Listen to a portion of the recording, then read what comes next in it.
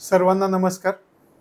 आजच्या भागामध्ये आपण कृषी आणि पर्यावरण 2024चा भाग 3 अभ्यासतो आहे. भाग 3 मध्ये आपण परीक्षेच्या दृष्टिकोनातून जे महत्त्वाचे प्रश्न आहेत त्या सगळ्या महत्त्वाच्या प्रश्नांचा आपल्याला विचार करायचा आहे. आपण याच्या अगोदर थेअरी अभ्यासली. थेअरीमधून आपण काही महत्त्वाच्या घटना समजावून घेतल्या, पण अजूनही काही अशा महत्त्वाच्या घटना आहेत की त्याच्यामधून काही प्रश्न आपल्याला येऊ शकतात. मग त्या छोट्या छोट्या गोष्टींचा सुद्धा आपण या ठिकाणी विचार करणार आहोत. पण या गोष्टींचा विचार करताना आपण त्या प्रश्नोत्तराच्या माध्यमातून विचार करणार आहोत. मग एक एक प्रश्न आपण पाहूयात आणि त्याच्यावरती चर्चा करूयात. पहिला प्रश्न पहा. कोणत्या राज्यानं 6 मार्च 2024 रोजी मानव प्राणी संघर्षाला राज्य विशिष्ट आपत्ती म्हणून घोषित केलं? मानव आणि प्राणी यांच्यामध्ये होणारे संघर्ष, या संघर्षाला एका राज्यानं राज्य विशिष्ट आपत्ती म्हणून घोषित केले. त्या राज्याचं नाव काय हे आपल्याला विचारते. तर या ठिकाणी लक्षात ठेवायचं, त्या राज्याचं नाव आहे केरळ. केरळ या राज्यानं घोषित केलं. लक्षात आलं, मानव प्राणी संघर्षाला राज्य विशिष्ट आपत्ती म्हणून घोषित करणारं राज्य केरळ आहे. केरळचा जर विचार केला तर केरळमध्ये या केरळ राज्यानं 2020 मध्ये कोविड-19 जे आहे त्याला सुद्धा या ठिकाणी विशिष्ट आपत्ती म्हणून घोषित केलं होतं पूर्वी. शिवाय आणखी एक राज्य आहे, ओडिशा नावाचं राज्य आहे, त्यानं 2015 मध्ये सर्पदंश याला राज्य विशिष्ट आपत्ती म्हणून घोषित केलं होतं. पण आपल्यासाठी महत्त्वाचं काय आहे की 2024 मध्ये कोणत्या राज्यानं मानव प्राणी संघर्षाला राज्य विशिष्ट आपत्ती म्हणून घोषित केलंय? तर केरळ राज्यानं घोषित केलंय, हे लक्षामध्ये ठेवायचं. पुढचा प्रश्न आपण पाहूयात. पुण्यातील संशोधकांनी टाचणी चतुर हा कीटकाचं नाव आहे बरं का, टाचणी चतुर या कीटकाच्या नवीन प्रजातीचा शोध कोणत्या राज्यात लावला आहे?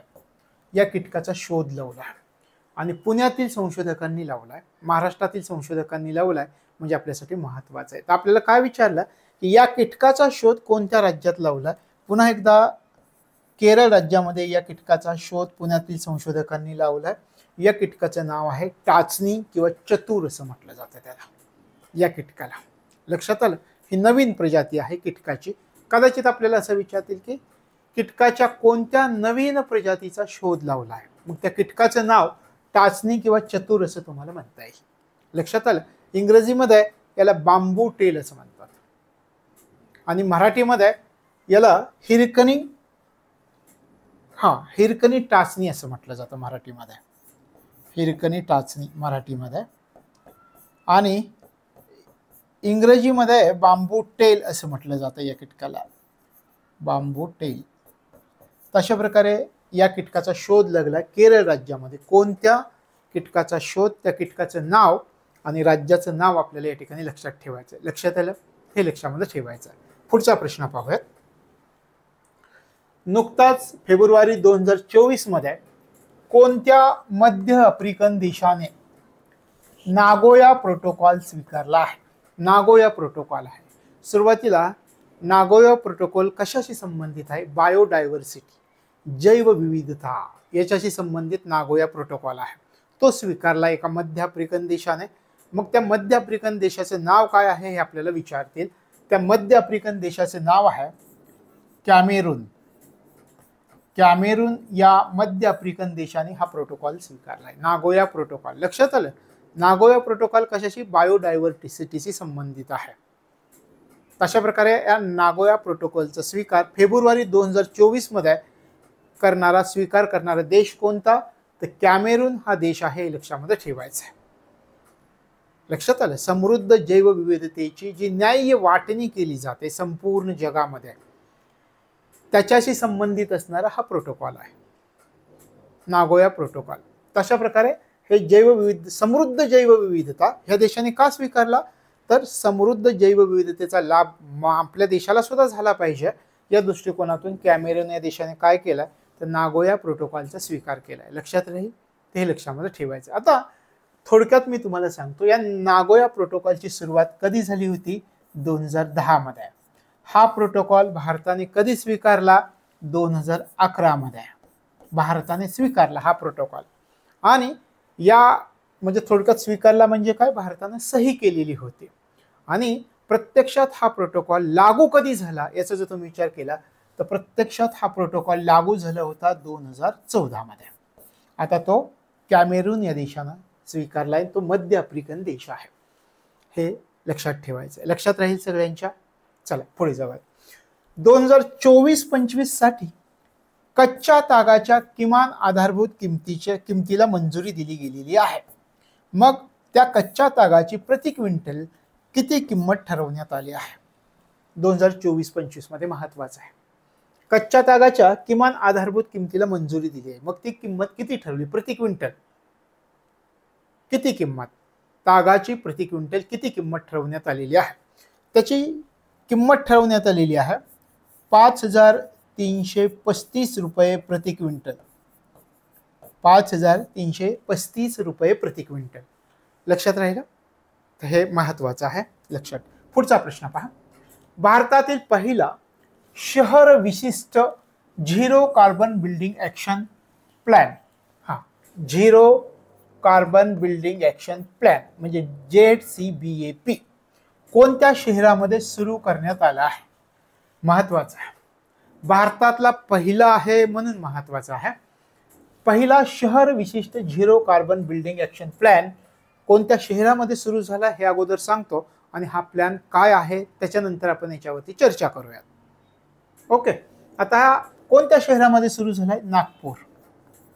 नागपूर शहरामध्ये हा सुरू झाला.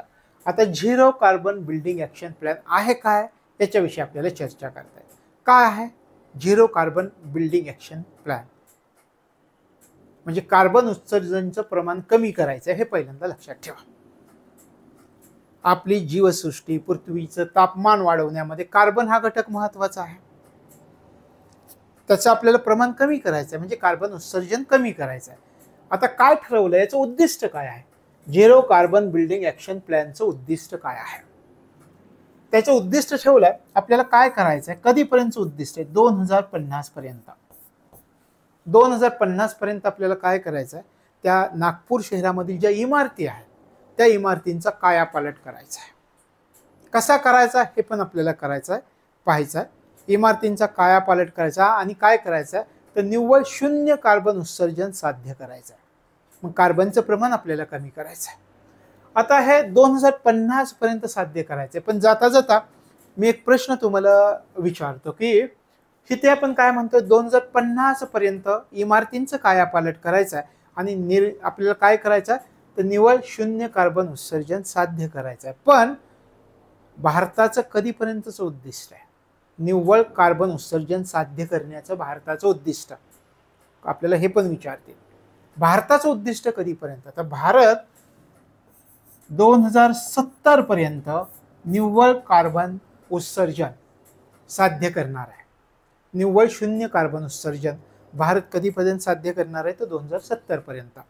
पण या ठिकाणी आपण उद्दिष्ट म्हणतो, या झिरो कार्बन बिल्डिंग ॲक्शन प्लॅनचं उद्दिष्ट आहे की 2050 पर्यंत आपल्याला काय करायचं आहे, इमारतींचा कायापालट करायचा आहे आणि निव्वळ शून्य कार्बन उत्सर्जन साध्य करायचं आहे.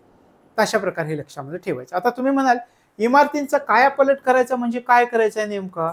इमारतीचे बांधकाम करताना चांगल्या प्रकारच्या साहित्याची निवड करायची आहे, त्यांचं योग्य प्रकारे व्यवस्थापन करायचं आहे, बांधकाम करण्याच्या पद्धतीमध्ये बदल करायचा आहे. आणखी काय करता येईल? आता आपल्याला काय करायचं आहे अशा प्रकारे शहराचा कायापालट करताना तर सर्वात महत्त्वाचं म्हणजे सौर ऊर्जेचा वापर करता येईल का, पवन ऊर्जेचा वापर करता येईल का, म्हणजे हे जे अक्षय ऊर्जा स्रोत आहे त्या अक्षय ऊर्जा स्रोतांचा वापर करता येईल का आणि तो जास्तीत जास्त कसा वापर करता येईल याचा विचार करायचा आहे. शिवाय आणखी काय करायचं आहे, ज्यावेळी हे बांधकाम केलं जाईल, या बिल्डिंगचं बांधकाम केलं जाईल त्यावेळी ते बांधकाम साहित्य टिकाऊ स्वरूपाचं असलं पाहिजे याचा पण विचार करायचा आहे.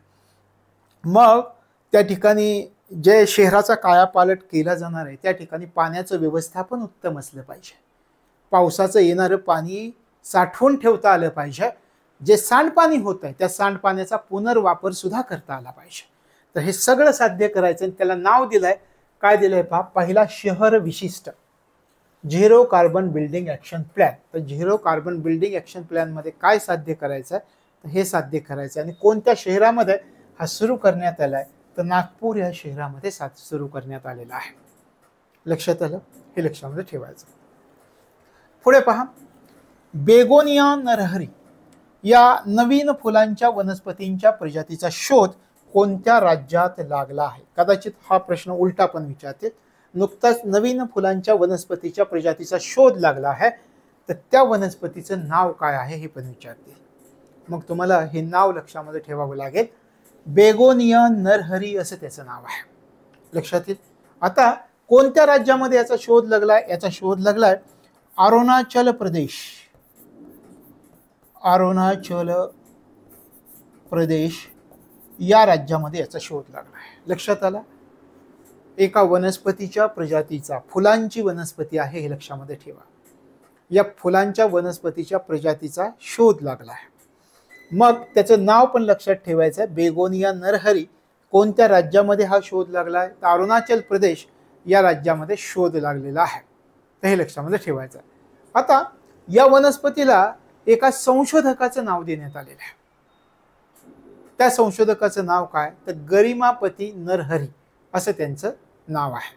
लक्षात आलं? नाव काय? कोणाचं नाव दिलंय? याला नाव दिलंय गरिकापती नरहरी. गरिकापती नरहरी यांचं नाव देण्यात आलेलं आहे. लक्षात आलं? हे नरहरी नाव दिसतंय की नाही तुम्हाला? हे कुणाचं? गरिकापती नरहरी या संशोधकाचं नाव दिलेलं आहे. आता या ठिकाणी हे कुठले संशोधक आहे माहिती आहे का तुम्हाला? हे संशोधक आहेत CSIR चे. CSIR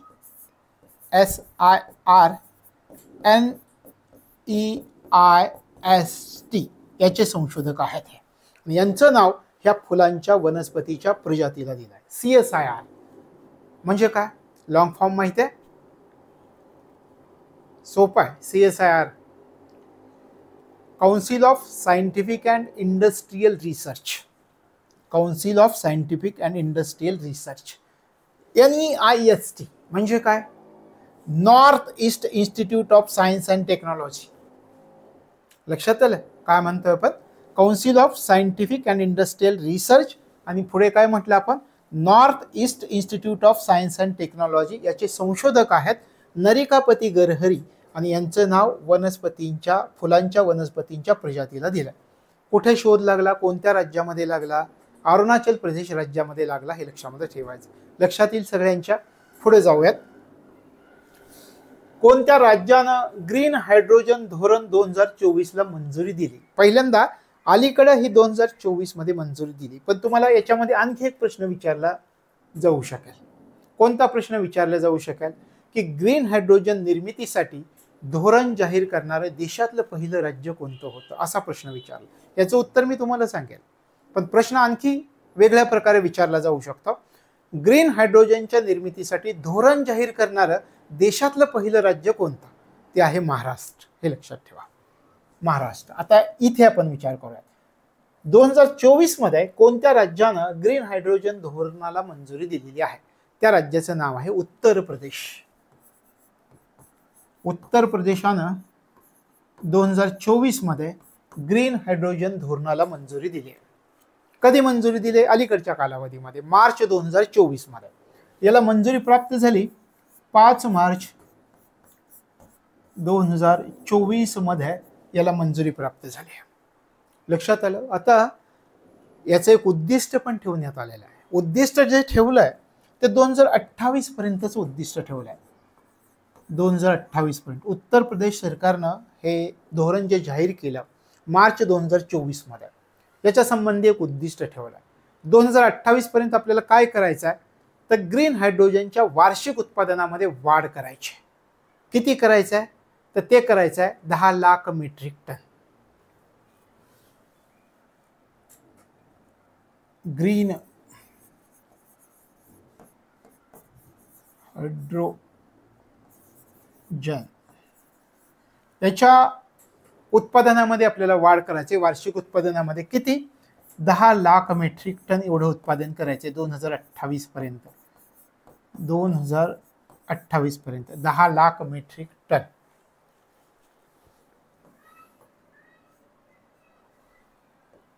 मेट्रिक टन एवढं उत्पादन करायचं. अशा प्रकारे कोणत्या राज्यानं ग्रीन हायड्रोजन धोरण 2024ला मंजुरी दिली? उत्तर प्रदेशानं 5 मार्च 2024ला एक उद्दिष्ट ठेवलं की 2028 पर्यंत आपल्याला काय करायचं आहे, हायड्रोजनचं वार्षिक उत्पादन वाढवायचं आहे. किती वाढवायचं आहे? 10 लाख मेट्रिक टन पर्यंत वाढवायचं आहे. लक्षात आलं? आणि याच्यामध्ये एक प्रश्न पण मी तुम्हाला सांगितला की ग्रीन हायड्रोजन निर्मितीसाठी धोरण जाहीर करणारं पहिलं राज्य कोणतं होतं देशातलं? तर ते महाराष्ट्र होतं. हे मात्र या ठिकाणी लक्षामध्ये ठेवायचं. पुढच्या प्रश्नाकडे जाऊयात. भारतातलं पहिलं national dolphin research centre NDRC national dolphin research centre हे कोणत्या राज्यामध्ये अस्तित्वात आलंय? सोपं आहे. भारतातलं पहिलं नॅशनल डॉल्फिन रिसर्च सेंटर, महत्वाचा प्रश्न आहे, लक्षात ठेवायचा. कुठे आलाय? तर बिहार राज्यामध्ये अस्तित्वामध्ये आलाय. आता मला विचारा, हे कशासाठी अस्तित्वात आलंय? तुम्हाला सांगता येत असेल तर तुम्ही सांगा. गंगा नदीमध्ये डॉल्फिन जे आहे तर धोक्यात आलंय त्याचं अस्तित्व. मग त्याचं संवर्धन करावं लागणार आहे. त्यासाठी नॅशनल डॉल्फिन रिसर्च सेंटरची स्थापना झाली. भारतातलं पहिलं आहे, बिहार राज्यामध्ये स्थापन झालंय. लक्षात आलं? कधी झालं हे? मार्च 2024 मध्ये आहे. बिहारचे जे मुख्यमंत्री आहेत नितीश कुमार यांनी याचं उद्घाटन केलं आहे या केंद्राचं. लक्षात आलं? हे केंद्र सुरू झालंय, लक्षात ठेवा. स्टेनलेस स्टील क्षेत्रातील भारतातील पहिल्या ग्रीन हायड्रोजन प्रकल्पाचं उद्घाटन कोठे करण्यात आलं आहे? पहिल्यांदा या ठिकाणी एक गोष्ट लक्षात ठेवायची, कोणत्या क्षेत्रामध्ये? स्टेनलेस स्टील क्षेत्रामध्ये, हे लक्षात ठेवा. कोणत्या क्षेत्रामध्ये? काय झालंय? भारतातील पहिल्या ग्रीन हायड्रोजन प्रकल्पाचं उद्घाटन झालेलं आहे. कुठे झालं हे उद्घाटन? पहिली गोष्ट हिस्सार हरियाणा. हे कुठे झालेलं आहे? हिस्सार हरियाणा या ठिकाणी याचं उद्घाटन झालेलं आहे. हिस्सार हरियाणा या ठिकाणी उद्घाटन झालं. जिंदाल स्टेनलेस लिमिटेड असं नाव आहे त्या ठिकाणी. हिस्सार हरियाणा या ठिकाणी आहे ते Jindal stainless limited, stainless steel limited. तर त्या ठिकाणी हे उद्घाटन झालेलं आहे. लक्षात आलं? आणि हे उद्घाटन कसं झालं? प्रत्यक्षात जाऊन नाही झालेलं, म्हणजे आभासी पद्धतीने, डिजिटल पद्धतीने. 4 मार्च 2024ला हे उद्घाटन झालं, म्हणजे अलीकडच्या कालावधीमधील घटना आहे, ते आपल्याला माहिती असणं गरजेचं आहे. आता हा प्रकल्प उभारण्यात आलेला आहे. हा प्रकल्प कोणाच्या सहकार्याने उभारण्यात आलेला आहे? तर त्या संस्थेचं नाव आहे हायजेनको. हायजेनको यांच्या सहकार्याने उभारण्यात आला. लक्षात आलं? स्टेनलेस स्टील क्षेत्रातील भारतातील पहिला ग्रीन हायड्रोजन प्रकल्पाचं उद्घाटन कुठं झालं? Jindal stainless steel limited, Hisar Haryana या ठिकाणी झालं. त्याच्यानंतर मार्च 2024 मध्ये झालं. आणि या प्रकल्पाला सहकार्य कोणी केलेलं आहे? कोणाच्या सहकार्याने हा प्रकल्प उभारण्यात आला हे पण विचारतील. हायजेनको ही कंपनी आहे. लक्षात आलं? तर या कंपनीच्या सहकार्याने उभारण्यात आलेला, हे लक्षामध्ये ठेवायचं आहे. आता या प्रकल्पाचे आणखी वैशिष्ट्य आहेत, त्याच्यावरती काय प्रश्न विचारला जाऊ शकेल? या प्रकल्पाचा जर विचार केला तर आपण ही 2 शब्द तुम्हाला लक्षामध्ये ठेवावे लागतील. स्टेनलेस स्टील हा प्रकल्प काय आहे? स्टेनलेस स्टील उद्योगासाठी जगामधील पहिला off grid green hydrogen plant आहे. Off grid green hydrogen plant stainless steel साठी असणारा जगातील पहिला, आपण म्हणतोय कसा आहे? ऑफ ब्रीड, जगातील पहिला off grid green hydrogen plant. याच्यावरती पण प्रश्न विचारते प्लांट की स्टेनलेस स्टील क्षेत्रासाठी असणारा जगातील पहिला off grid green hydrogen plant कोठे उभारण्यात येत आहे, हा पण प्रश्न विचारतील. लक्षात येत आहे? तर मग याचं उत्तर सुद्धा काय असणार आहे? हिस्सार हरियाणाच असणार आहे. हा विचारला आणि हा विचारला. स्टेनलेस स्टील क्षेत्रातील जगातील पहिला off grid green hydrogen plant कोठे उभारण्यात आला आहे? लक्षात आलं? हिस्सार हरियाणाचा आहे. आणि भारतातील पहिला ग्रीन हायड्रोजन प्लांट प्रकल्पाचं उद्घाटन स्टेनलेस स्टील क्षेत्रातील कोठे झालं? तर त्याचं पण उत्तर हिस्सार हरियाणा हेच असणार आहे. त्याच्यानंतर या प्रकल्पाचं आणखी एक वैशिष्ट्य आहे, हा जगातील पहिला ग्रीन हायड्रोजन प्लांट असणार आहे. कोणत्या प्रकारचा? छतावरती असणारा आणि तरंगत सौर ऊर्जा प्रकल्प असणारा हा प्रकल्प असणार आहे. लक्षात आलं. आता हा प्रकल्प उभारलाय स्टेनलेस स्टील क्षेत्रात उभारलाय. तुम्ही म्हणाल कशासाठी ग्रीन हायड्रोजन प्लांट उभारला गेलेला आहे? स्टेनलेस स्टील क्षेत्रामध्ये जर तुम्ही विचार केला किंवा पारंपरिक पोलाद उत्पादनामध्ये जर तुम्ही विचार केला तर त्याच्यामध्ये प्रमुख स्रोत कोणता आहे? कोळशाचा वापर केला जातो.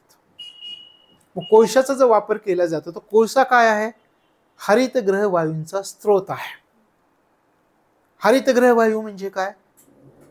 ज्या वायूंमुळे पृथ्वीच्या तापमानामध्ये वाढ होते त्यांना हरितगृह वायू म्हणतात. उदाहरणार्थ मिथेन वायू आहे, कार्बन डायऑक्साइड वायू आहे, क्लोरोफ्लोरोकार्बन्स आहे, ओझोन आहे, नायट्रस ऑक्साईड आहे. हे झाले हरितगृह वायू ज्याच्यामुळे काय होतं? पृथ्वीच्या तापमानामध्ये वाढ होते. लक्षात आलं. अशा प्रकारे आपण काय विचार केला की पारंपरिक पोलाद उत्पादनाचा स्टील उत्पादनाचा आपण विचार केला त्याच्यामध्ये प्रामुख्याने कोळशाचा वापर केला जातो. कोळशाचा वापर का केल्यामुळे काय होतं की पुन्हा पृथ्वीच्या तापमानामध्ये वाढ होऊ शकते. हे आपल्याला कुठे तर थांबवायचं आहे. आणि मग आपण काय केलंय? आता स्टेनलेस स्टील क्षेत्रातील ग्रीन हायड्रोजन प्रकल्पाचं उद्घाटन केलंय. कुठं? हिसार हरियाणा या ठिकाणी आपण उद्घाटन केलं. काय होईल या प्रकल्पामुळे याचा जर विचार केला तर कार्बन डायऑक्साईडचं प्रमाण कमी होणार आहे. किती होणार आहे कार्बन डायऑक्साईडचं प्रमाण? याच्यामध्ये सांगितलंय पुढची जी 2 दशकं येतील त्या 2 दशकांमध्ये हे प्रमाण कमी होईल. कशाचं? कार्बन उत्सर्जनचं प्रमाण. साधारणपणे 2700 मेट्रिक टन एवढं कार्बन उत्सर्जनचं प्रमाण कमी होईल पुढच्या 2 दशकांमध्ये. लक्षात आलं. कार्बन डायऑक्साईडचं उत्सर्जन 54,000 टनांनी कमी होईल ह्या प्रकल्पामुळे. म्हणून हा प्रकल्प महत्वाचा आहे. स्टेनलेस स्टील क्षेत्रातील भारतातील पहिला ग्रीन हायड्रोजन प्रकल्पाचं उद्घाटन हिसार हरियाणा झालंय किंवा स्टेनलेस स्टील क्षेत्रातील जगातील पहिला off grid green hydrogen plant कुठे उभारण्यात येत आहे? ते हिसार हरियाणा आहे. याच्यामुळे काय होणार आहे तर हरितगृह वायूंचा एक प्रमुख स्रोत असलेला जो कोळसा आहे त्याचं प्रमाण कमी होईल. आणि आपण उल्लेख केल्याप्रमाणे तर पुढच्या 2 दशकांमध्ये कार्बन उत्सर्जन किती कमी होणार आहे तर 2700 मेट्रिक टनांनी हे कार्बनचं उत्सर्जन कमी होईल. शिवाय आपण म्हटलं कार्बन डायऑक्साईडचं उत्सर्जन 54,000 टनांनी कमी होणार आहे. लक्षात आलं. पुढचा प्रश्न पहा. पंतप्रधान नरेंद्र मोदींनी 1 मार्च 2024 रोजी कोणता खत प्रकल्प राष्ट्राला समर्पित केला? खूप महत्वाचा प्रश्न आहे. तुम्ही व्हेरी IMP म्हणून सुद्धा ह्या प्रश्नाला करू शकता. सिंद्री खत प्रकल्प आहे. सिंद्री खत प्रकल्प. सिंद्री खत प्रकल्प. पंतप्रधान नरेंद्र मोदी यांनी 1 मार्च 2024 रोजी कोणता खत प्रकल्प राष्ट्राला समर्पित केला? सिंद्री खत प्रकल्प राष्ट्राला समर्पित केला. कुठे हा माहिती आहे तुम्हाला? धनबाद, झारखंड. धनबाद झारखंड या ठिकाणी हा प्रकल्प आहे. लक्षात आलं. हे लक्षात ठेवायचं. कोणता खत प्रकल्प राष्ट्राला समर्पित केलेला आहे आणि कुठे आहे तो प्रकल्प हे पण लक्षामध्ये ठेवायचं आहे. हा प्रकल्प जो समर्पित केलाय तो कोणत्या कंपनीचा माहिती आहे तुम्हाला? HURL असं त्या कंपनीचं नाव आहे. HURL हा राष्ट्राला समर्पित केलाय. कोणता? हिंदुस्तान उर्वरक अँड रसायन लिमिटेड. हिंदुस्तान उर्वरक अँड रसायन लिमिटेडचा हा प्रकल्प आहे. लक्षात आले सगळी माहिती. सिंद्री खत प्रकल्प धनबाद झारखंड या ठिकाणी 1 मार्च 2024 रोजी राष्ट्राला समर्पित केलाय आणि तो कोणत्या कंपनीचा प्रकल्प आहे? तर HURL. HURL म्हणजे काय? हिंदुस्तान उर्वरक अँड रसायन लिमिटेड. लक्षात आलं. आता पुढच्या प्रश्नाकडे आपण जाऊयात. पंतप्रधान नरेंद्र मोदी यांनी 2 मार्च 2024 रोजी बरौनी बिहार हे नाव लक्षात ठेवा येथे कोणत्या खत प्रकल्पाचं उद्घाटन केलंय? बरौनी बिहार या ठिकाणी कोणत्या खत प्रकल्पाचं उद्घाटन केलंय? आत्ताच मी तुम्हाला नाव सांगितलेलं होतं. HURL हिंदुस्तान उर्वरक RL रसायन आपण काय म्हटलं, रसायन लिमिटेड, हिंदुस्तान उर्वरक अँड रसायन लिमिटेड. लक्षात आलं. किती खर्च केला आहे एक साधारणपणे मी तुम्हाला सांगतो की याच्यासाठी 9,500 कोटी रुपये खर्च केले. 9,500 कोटी रुपये याच्यासाठी खर्च केलेत या प्रकल्पासाठी. लक्षात आलं. आणि या प्रकल्पाचा विचार केला तर या प्रकल्पानं आपलं उत्पादन सुद्धा सुरू केले. 2022 मध्ये या प्रकल्पानं आपलं उत्पादन सुरू केलं. तशा प्रकारे पंतप्रधान नरेंद्र मोदी यांनी 2 मार्च 2024 ला कुठे हा प्रकल्प, बरौनी बिहार येथे आहे हे लक्षात ठेवा, त्याच्यावरती पण प्रश्न विचारला जाईल. बरौनी बिहार या ठिकाणी खत प्रकल्पाचं उद्घाटन केलंय. आता आपण पुढच्या प्रश्नाकडे जाऊयात. पुढचा प्रश्न पहा. भारतीय प्राणीशास्त्र सर्वेक्षणानं भारताच्या पश्चिम बंगाल आणि ओडिशाच्या किनारपट्टीवर काय सापडले? यांना सापडले सागरी गोगलगाय. ही नवीन समुद्र प्रजाती आहे. याला कोणाचं नाव दिलंय असं आपल्याला विचारते. लक्षात येत आहे.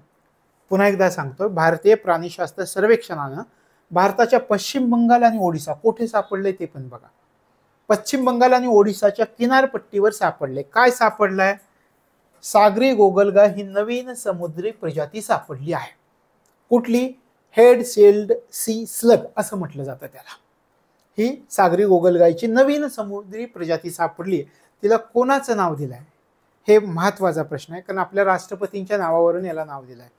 राष्ट्रपती द्रौपदी मुर्मू.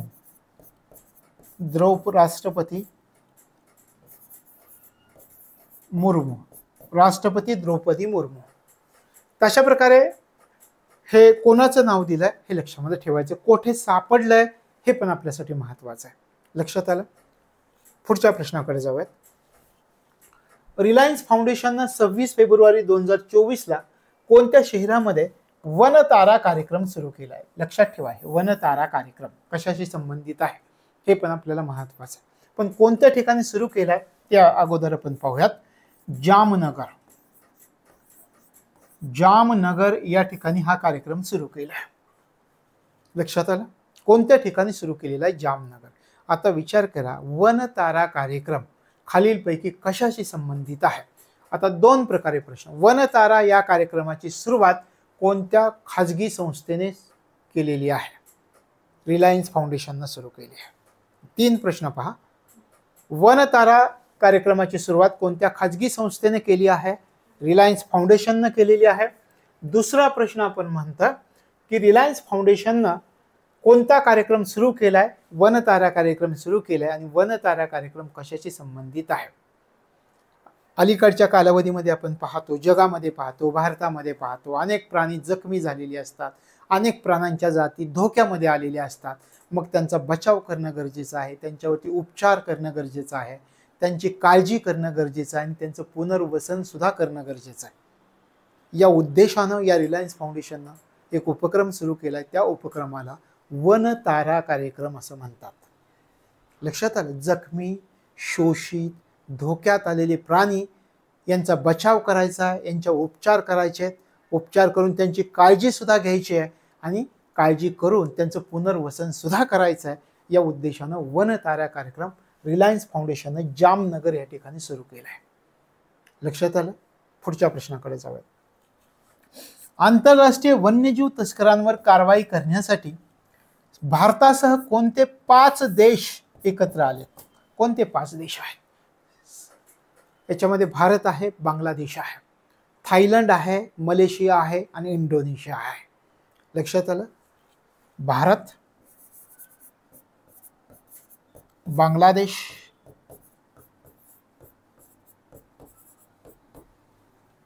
मलेशिया,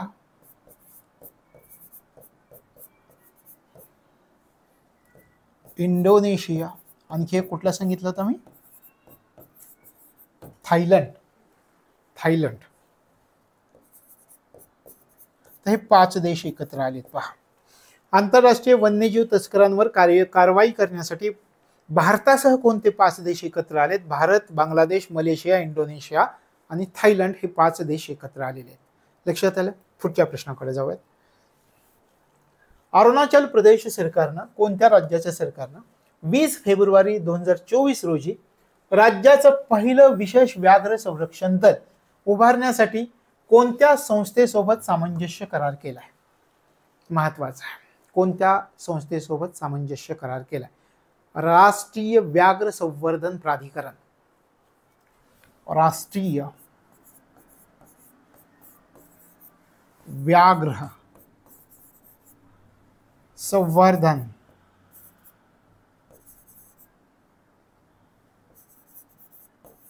प्राधिकरण,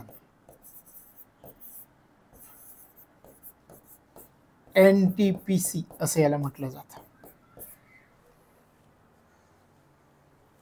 राष्ट्रीय व्याघ्र संवर्धन प्राधिकरण. लक्षात आलं? अरुणाचल प्रदेश सरकारनं 20 फेब्रुवारी 2024 रोजी राज्याचं पहिलं विशेष व्याघ्र संरक्षण दल उभारण्यासाठी कोणत्या संस्थेसोबत सामंजस्य करार केलाय?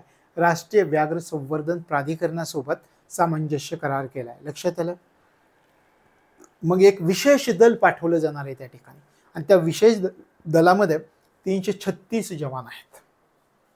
336 जवानांचा समावेश असलेले एक विशेष दल अरुणाचलमधील 3 व्याघ्र प्रकल्पामध्ये पाठवलं जात आहे. कोणत्या 3 व्याघ्र प्रकल्पामध्ये पाठवलं जात आहे? हे पहा, नामदफा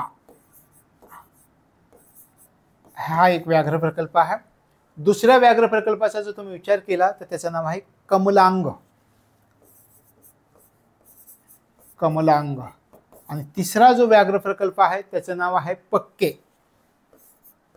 या 3 व्याघ्र प्रकल्पामध्ये किती, मी तुम्हाला सांगितलं, 336 जवानांचा समावेश असलेलं विशेष दल पाठवलं जाणार आहे, त्या ठिकाणी तैनात केलं जाणार आहे. तशा प्रकारे याला आपण म्हणतोय पहिलं विशेष व्याघ्र संरक्षण दल कोणत्या 3 अभयारण्यांसाठी असणार आहे हे पण महत्वाचं आहे. लक्षात आलं? 336 जणांचं हे संरक्षण दल असणार आहे, तिथं तैनात केलं जाणार आहे. 336 जवान त्याच्यामध्ये असणार आहेत. पुढच्या प्रश्नाकडे जाऊयात आपण. UNEPचा एमिशन्स गॅप रिपोर्ट 2023 नुसार जगाला या शतकाच्या अखेरीस पूर्व औद्योगिक पातळीपेक्षा किती तापमान वाढ अनुभवावी लागणार आहे? एक रिपोर्ट आला आहे, एमिशन्स गॅप रिपोर्ट 2023. आपल्याला हे प्रश्नांच्या माध्यमामधून, म्हणजे या अहवालामध्ये सुद्धा प्रश्न विचारतील की एमिशन्स गॅप रिपोर्ट 2023 काय आहे. सुरुवातीला आपण प्रश्न काय विचारलाय ते पाहूयात, त्या प्रश्नाचं उत्तर घेऊयात आणि नंतर तो रिपोर्ट समजावून घेऊयात. UNEPचा एमिशन्स गॅप रिपोर्ट 2023 नुसार जगाला या शतकाच्या अखेरीस पूर्व औद्योगिक पातळीपेक्षा, म्हणजे या औद्योगिक क्रांती चालू होण्याच्या वेळी जे तापमान होतं त्याला आपण म्हणतो पूर्व औद्योगिक पातळीपेक्षा किती तापमान वाढ अनुभवावी लागणार आहे. ह्या प्रश्नाचं आपण उत्तर घेऊयात अगोदर. 2.5 ते 2.9 डिग्री सेल्सिअस एवढी तापमान वाढ अनुभवावी लागणार आहे, असं एमिशन्स गॅप रिपोर्ट 2023 मध्ये सांगितलंय. पहिल्या प्रश्नाचं उत्तर मिळालं, किती तापमान वाढ अनुभवावी लागणार आहे या अहवालानुसार असं सांगितलं या शतकाच्या अखेरीला. लक्षात येतं किती? पहिलं उत्तर मिळालं 2.5 ते 2.9 डिग्री सेल्सिअस एवढी तापमान वाढ आपल्याला अनुभवावी लागणार आहे असं सांगितलंय. अहवाल प्रसिद्ध कधी झालाय आता आपण विचार करूया. हा अहवाल प्रसिद्ध झालाय नोव्हेंबर 2023 मध्ये.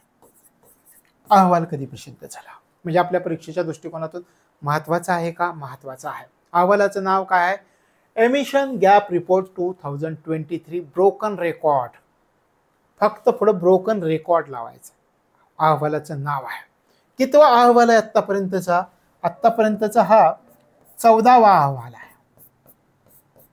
14वा अहवाल. लक्षात आलं? आता हे झाले आपल्या प्रश्नांची उत्तर. आता मी तुम्हाला एक गोष्ट सांगणार आहे. गोष्ट काय आहे? पॅरिस करार हे नाव ऐकलंय का तुम्ही सगळ्यांनी? सगळ्यांनी ऐकलंय. मला सांगा पॅरिस करार कधी झाला होता? तर त्याच्यामध्ये एक गोष्ट ठरवण्यात आली होती, त्याच्याविषयी सांगतो, याच्याशी रिलेटेड आहे. हे अगोदर लक्षात आलं. आता पॅरिस करारामध्ये काय सांगण्यात आलेलं होतं मी तुम्हाला सांगतो. पॅरिस करार कधी झाला ते अगोदर लक्षात घ्या. 2015 मध्ये झाला पॅरिस करार. लक्षात आलं? पॅरिस करार कधी करण्यात आला हे पण तुमच्या लक्षात येईल. 2015 मध्ये. पॅरिस कराराअंतर्गत एक लक्ष्य ठेवलं गेलेलं होतं. लक्ष्यानुसार एक गोष्ट ठरवण्यात आलेली होती की आपण काय करायचं आहे. आणि मग याच्या पॅरिस करारामध्ये काय ठरवलं होतं की आपल्याला तापमान वाढ किती डिग्रीपर्यंत मर्यादित ठेवायची आहे हे पॅरिस करारामध्ये ठरवण्यात आलेलं होतं. आणि मग त्यावेळी ठरवण्यात आलं 1.5 टू 2 डिग्री सेल्सिअस एवढी तापमान वाढ आपल्याला मर्यादित ठेवायची असं पॅरिस करारामध्ये ठरवण्यात आलेलं होतं. पॅरिस करारामध्ये आणखी एक गोष्ट ठरवण्यात आली. पॅरिस करारामध्ये ठरवण्यात आलं 2015 मध्ये झाला, तर 2030चं एक उद्दिष्ट ठरवण्यात आलं. 2030 साठी पॅरिस करारामध्ये काय ठरवण्यात आलेलं होतं की आपण काय करायचं, 2030 पर्यंत 28% ते 42% किती टक्के पहा, 2030 पर्यंत 28 ते 42% उत्सर्जन कपात करायची आपल्याला. भरीव उत्सर्जन कपात हे पॅरिस करारामध्ये ठरलं होतं. इथपर्यंत मर्यादित ठेवायची आणि 2030 पर्यंत आपल्याला उत्सर्जन कपात आणखी किती करायचे, 28 ते 42% आपल्याला उत्सर्जन कपात करायचे पॅरिस करारामध्ये ठरलं. आता तुलना करा, एमिशन्स गॅप रिपोर्ट 2023 काय सांगतोय की या शतकाच्या अखेरीला पूर्व औद्योगिक पातळीपेक्षा किती तापमान वाढ, 2.5 ते 2.9 डिग्री सेल्सिअस. इथं म्हणतायत 2 डिग्रीपर्यंतच ठेवायचं, म्हणजे किती वाढली. दोन्हीतला फरक कळाला, हे लक्षात ठेवायचं. हे विचारतील आपल्याला किती होणार आहे. पुढच्या प्रश्नाकडे जाऊयात.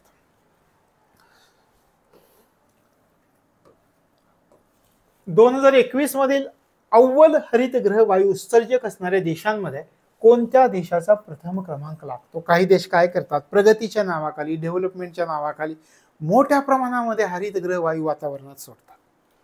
त्यांना काही देणं घेणं नाही, जग नष्ट झालं काय नाही झालं काय, जे सगळ्यांचं होईल ते आपलं होईल, असे देश आहेत. त्या देशामध्ये भारत सुद्धा 3ऱ्या क्रमांकावरती, पण कमी 7% आहे. लक्षात येत आहे. आता या ठिकाणी सगळ्यात वरच्या क्रमांकावरती कोणता आहे, चीन आहे, 30%. एवढं मोठं प्रमाण आहे, एवढ्या मोठ्या प्रमाणात. 2ऱ्या क्रमांकावरती येतो अमेरिका, याच्यापेक्षा बरंच प्रमाण कमी दिसतं, अमेरिकेचं 11% आहे. 3ऱ्या क्रमांकावर तो येतो भारत, भारताचं प्रमाण 7% आहे.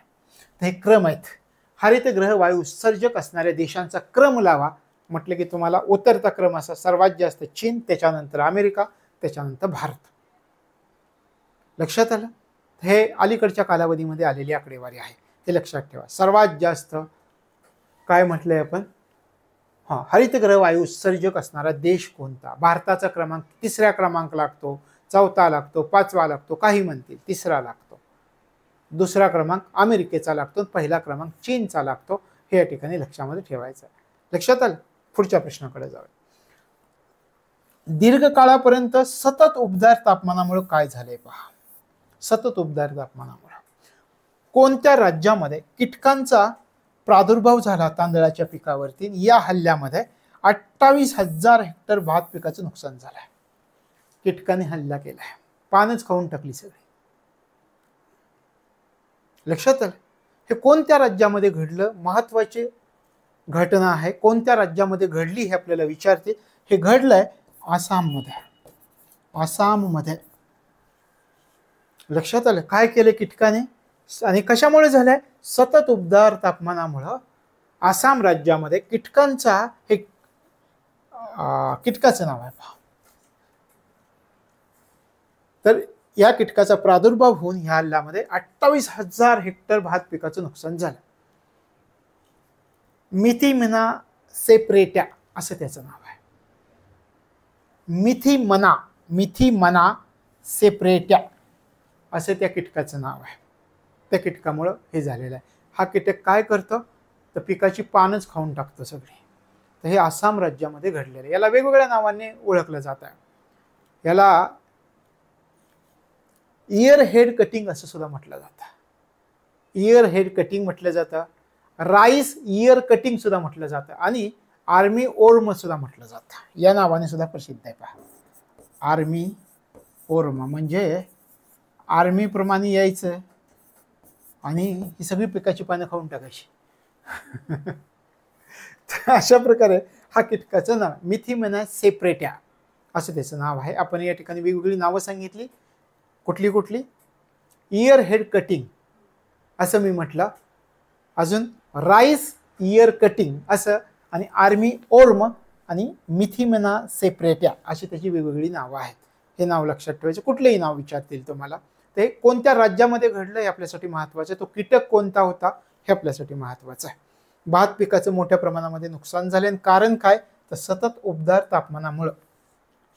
पुढचा प्रश्न घेऊयात आपण. डिसेंबर 2023 मध्ये बंगालच्या उपसागरामध्ये एक चक्रीवादळ आले होते, त्याला मिचॉंग असं म्हणायचं. या मिचॉंग हे जे नाव आहे ते कोणत्या देशानं हे नाव सुचवलं होतं?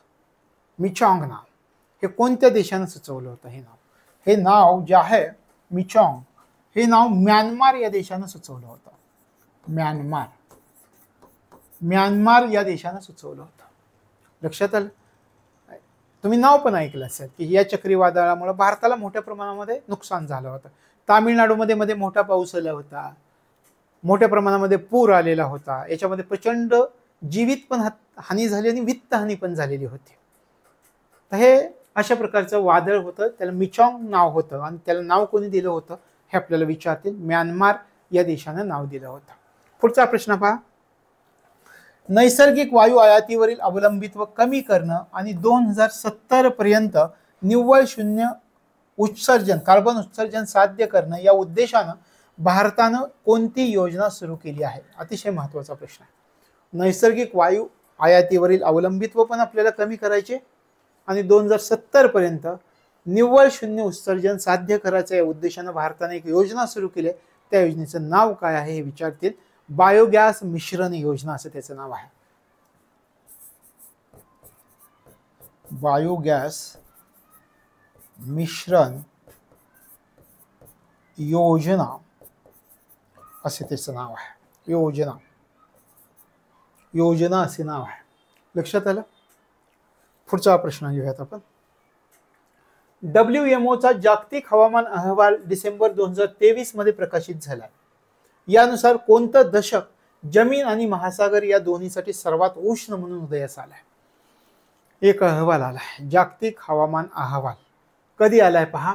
हा जागतिक हवामान अहवाल डिसेंबर 2023 मध्ये हा अहवाल आलाय. यानुसार एक सांगितलं की एक दशक असं आहे की त्याच्यामुळे काय कसं आहे ते दशक जमीन आणि महासागर या दोन्हींसाठी सर्वात उष्ण दशक म्हणून ओळखलं जातात. ते आहे 2011 ते 2020 हे दशक.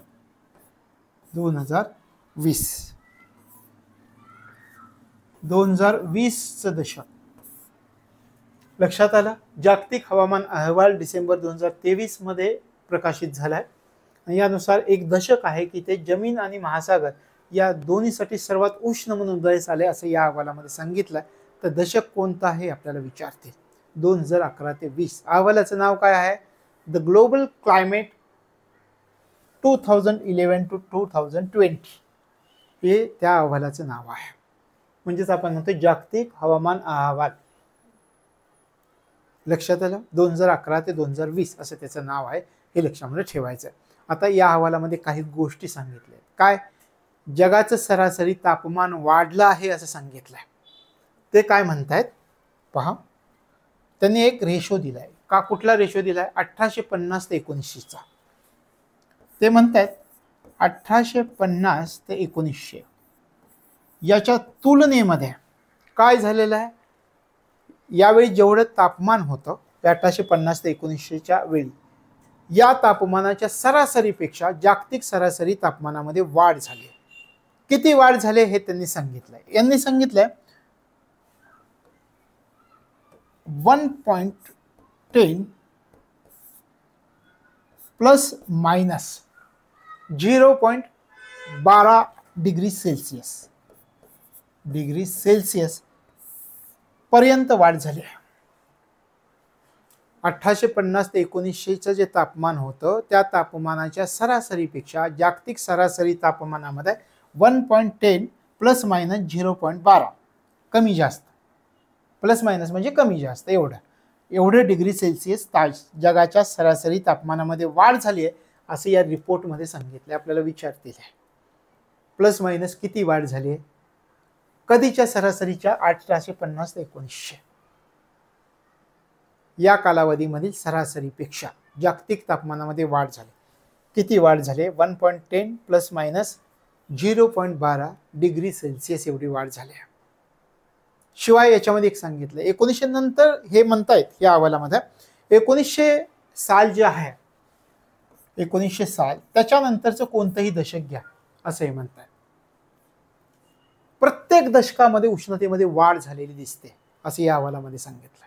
1900 नंतरच्या प्रत्येक दशकामध्ये प्रत्येक दशकानं मागील दशकामध्ये जे तापमान होतं त्या तापमानाला मागं टाकत प्रत्येक दशकामध्ये तापमान वाढ झालेली असं या अहवालामध्ये सांगितलं आहे. लक्षात आलं. शिवाय याच्यामध्ये असं सांगितलं आहे 2016 स्पेसिफिक उल्लेख केला आहे. 2016 आणि 2020 ही 2 वर्ष यांचा उल्लेख केला आहे. सर्वात उष्ण वर्ष मानलं यांना. आणि असं सांगितलं की या 2 वर्षांमध्ये जगातल्या अनेक देशांमध्ये विक्रमी उच्च तापमान नोंदलं गेलंय या 2 वर्षांमध्ये. ते या अहवालामध्ये या गोष्टी सांगितल्यात. मी अगोदर पण तुम्हाला सांगितलं हरितगृह वायू म्हणजे काय? पृथ्वीच्या पृष्ठभागाला उष्ण करणारे जे वायू असतात, पृथ्वीच्या पृष्ठभागाच्या तापमानामध्ये वाढ करणारे जे वायू असतात त्यांना ग्रीन हाऊस गॅसेस हरितगृह वायू असं म्हणतात. तुम्हाला जर कधी सारखा उल्लेख येतो तुम्हाला हरितगृह वायू म्हणजे काय? हरितगृह वायू म्हणजे पृथ्वीचे तापमान वाढवणारे वायू. मग कोणकोणते असतात मी तुम्हाला सांगितलं आहे. कार्बन डायऑक्साईड आहे, मिथेन आहे, नायट्रस ऑक्साईड आहे, ओझोन आहे आणि क्लोरोफ्लोरोकार्बन हे आहेत हरितगृह वायू. कळालं? हरितगृह वायू. तर अशा प्रकारे हा जे अहवाल आपण अभ्यासला आता तो लक्षामध्ये ठेवायचा. याच्यावरती प्रश्न विचारतील आपल्याला माहिती असलं पाहिजे. पुढच्या प्रश्नाकडे जाऊयात. आंतरराष्ट्रीय सागरी संघटनेनं ग्रीन व्हॉयेज 2050 हे महत्वाचं आहे बरं का. ग्रीन व्हॉयेज 2050 काय आहे?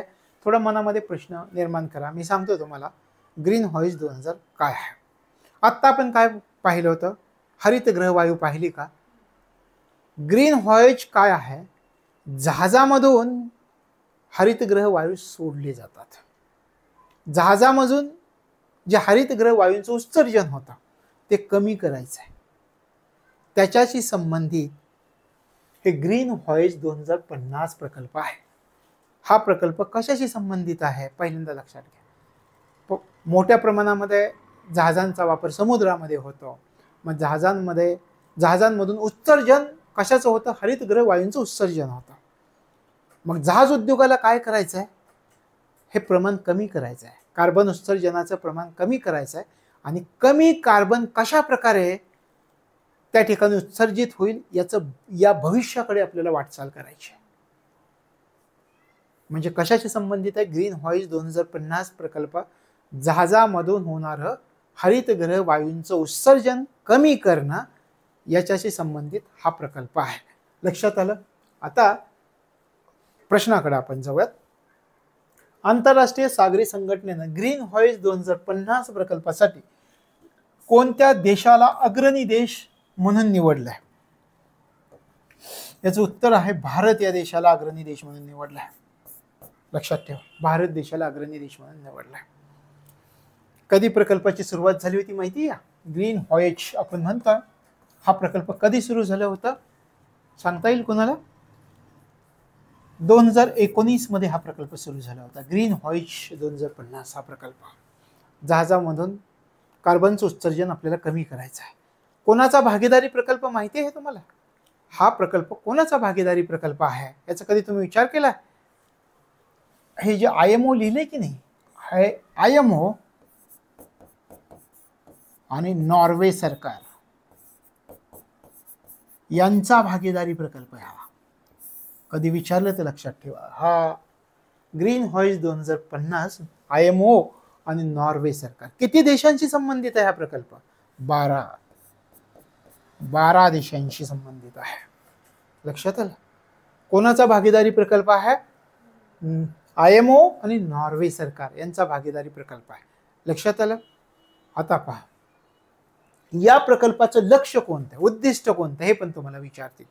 प्रत्यक्षात ह्या जर योजनेवरती या प्रकल्पावरती तुम्हाला विचारलं तर माहिती असलं पाहिजे. काय करायचं आहे, या प्रकल्पाचं उद्दिष्ट आहे हरितगृह वायूंचं उत्सर्जन कमी करायचं आहे. पण कसं करायचं आहे, तुलना लिहिली. यांनी काय सांगितलंय, हरितगृह वायूंचं उत्सर्जन कमी करायचं आहे, पण ते उत्सर्जन 2008चा उल्लेख केलाय त्यांनी. 2008 साली हरितगृह वायू उत्सर्जनाची जी पातळी होती, लक्षात आलं, 2008 साली हरितगृह उत्सर्जन जे होत होतं त्याची जी पातळी होती ते 2050 पर्यंत आपल्याला काय करायचं आहे, 2050 पर्यंत 50% ही पातळी कमी करायची. 50% कमी करणे उद्दिष्ट आहे.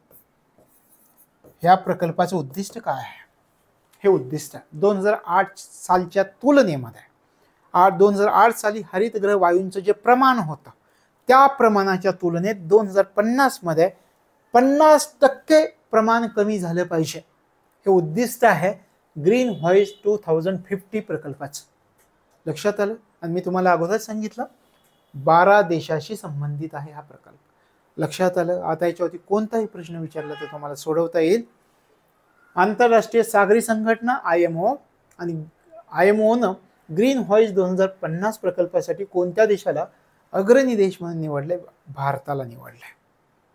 लक्षात आलं, भारताला निवडलंय. दुसरं म्हटलं कोणाचा भागीदारी प्रकल्प आहे, आंतरराष्ट्रीय सागरी संघटना IMO आणि नॉर्वे सरकार यांचा भागीदारी प्रकल्प आहे. 12 देशांशी संबंधित प्रकल्प आहे. हा प्रकल्प 2019 मध्ये सुरू झालाय. त्याच्यानंतर आपण विचार केला या प्रकल्पाचं उद्दिष्ट काय आहे. आपण म्हटलं 2008 साली हरितगृह वायूंची जी पातळी होती त्या पातळीपेक्षा 2050 सालापर्यंत प्रमाण आपल्याला 50% कमी करायचं आहे. हे याचं उद्दिष्ट आहे. लक्षात आलं, हे लक्षात ठेवा. पुढच्या प्रश्नाकडे जाऊयात. 30 नोव्हेंबर ते 13 डिसेंबर 2023 दरम्यान कोणत्या ठिकाणी संयुक्त राष्ट्रांच्या हवामान बदल कराराची 28वी शिखर परिषद कॉफ कॉन्फरन्स ऑफ पार्टीज असं म्हटलं जातं आयोजित करण्यात आली होती. COP28 कोणत्या ठिकाणी आयोजित करण्यात आलेली होती, दुबई या ठिकाणी आयोजित करण्यात आली होती. संयुक्त अरब अमिराती किंवा UAE असं आपण म्हणतो त्याला, तर तिथे आयोजित करण्यात आली होती. दुसरा प्रश्न, COP28 मध्ये हवामान बदलाच्या प्रभावांना तोंड देत असलेल्या देशांना भरपाई देण्याच्या उद्देशानं कोणता निधी कार्यान्वित करण्याविषयी करार करण्यात आला आहे. हवामान बदलाच्या प्रभावांना काही राष्ट्र तोंड देत आहेत. मोठ्या प्रमाणामध्ये महासागराची पातळी वाढते, अनेक देश बुडण्याच्या स्थितीमध्ये आहेत.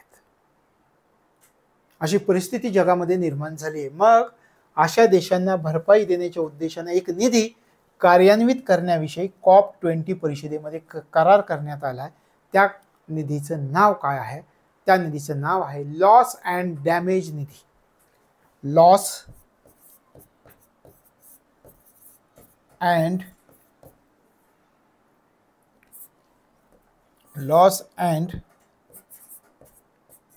डॅमेज निधी. अन्नधान्याच्या पिकांवर परिणाम झाला आहे मोठ्या प्रमाणावरती ह्या तापमान बदलामुळे. त्यांना नुकसान भरपाई देण्याच्या उद्देशाने एक निधी कार्यान्वित करण्याविषयी COP28 मध्ये करार झाला. त्या निधीचं नाव आपल्याला विचारतील. त्या निधीचं नाव आहे लॉस अँड डॅमेज निधी. लक्षात राहिलं. पुढचा पहा. पुढचा प्रश्न आहे, COP28 मध्ये तिहेरी अणुऊर्जेची घोषणा करण्यात आली आहे. या घोषणेनुसार जागतिक अणुऊर्जा क्षमता केव्हापर्यंत तिप्पट करण्याचं उद्दिष्ट आहे. तिहेरी अणुऊर्जेची घोषणा करण्यात आली. या घोषणेनुसार जागतिक अणुऊर्जेची क्षमता तिप्पट करायची. हे केव्हापर्यंत करण्याचं उद्दिष्ट ठेवलेलं आहे असं आपल्याला विचारलं आहे. हे 2050 पर्यंत तिप्पट करण्याचं उद्दिष्ट ठेवलेलं आहे. लक्षात आलं. पुढचा प्रश्न, 28व्या जागतिक हवामान बदल परिषदेमध्ये कोणत्या देशानं नागरिकांच्या सहभागामधून वृक्षारोपण केलं आणि वातावरणातील कार्बन शोषणारी केंद्र तयार करणाऱ्या ग्रीन क्रेडिट उपक्रमाची घोषणा केली आहे. एक देश आहे की त्या देशाने काय केलं की नागरिकांचा सहभाग घेतला, त्यांच्या माध्यमातून वृक्षारोपण मोठ्या प्रमाणावरती केलं आणि मग वातावरणातील कार्बन शोषणारे केंद्र म्हणून त्या देशानं ग्रीन क्रेडिट उपक्रम याची घोषणा केली आहे. त्या कोणता देश आहे तर तो भारत आहे. भारतानं केलेली आहे. हे भारतानं केले. ग्रीन क्रेडिट उपक्रमाची घोषणा कोणत्या देशानं केली, डायरेक्ट प्रश्न विचारतील अलीकडच्या काळात. COP28 मध्ये ग्रीन क्रेडिट उपक्रमाची घोषणा करणारा देश कोणता आहे एवढाच प्रश्न पण विचारतील. लक्षात आलं, भारत आहे. आणि आज आपले शेवटचे 2 प्रश्न पहा. पंतप्रधान नरेंद्र मोदी यांनी कोणत्या वर्षामध्ये होणारी संयुक्त राष्ट्रांची हवामान विषयक परिषद भारतामध्ये घेण्याचा प्रस्ताव 28व्या जागतिक हवामान बदल परिषदेमध्ये ठेवला आहे, म्हणजे COP28 मध्ये ठेवला आहे. काय म्हणतात नरेंद्र मोदी यांनी? नरेंद्र मोदी म्हणतात एक वर्ष ज्याच्यामध्ये संयुक्त राष्ट्रांची हवामान विषयक परिषद आहे ती भारतामध्ये ठेवा. कोणत्या वर्षी ठेवा असं म्हटलंय त्यांनी?